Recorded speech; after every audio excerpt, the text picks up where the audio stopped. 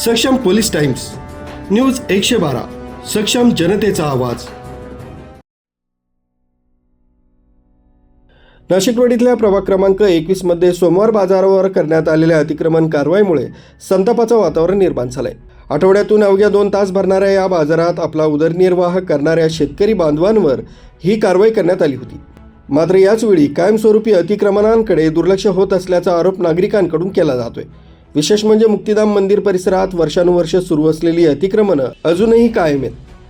अनेक खाद्यपदार्थ विक्रेत्यांनी आपल्या दुकानांच्या बाहेर खुर्च्या टेबल थाटून सार्वजनिक रस्त्यांवर अतिक्रमण केलं असून त्यामुळे रहदारीस मोठा अडथळा निर्माण होतोय. स्थानिकांच्या मते हा प्रकार उघडपणे सुरू असतानाही कोणतीही ठोस कारवाई होत नाही.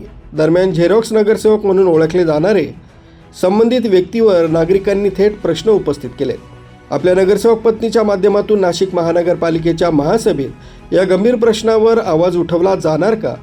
मुक्तिधाम परिसरातील अतिक्रमणाचा कायमस्वरूपी बंदोबस्त केला जाणार का, की कारवाई फक्त गरीब शेतकरी आणि लहान विक्रेत्यांपुरतीच मर्यादित राहणार?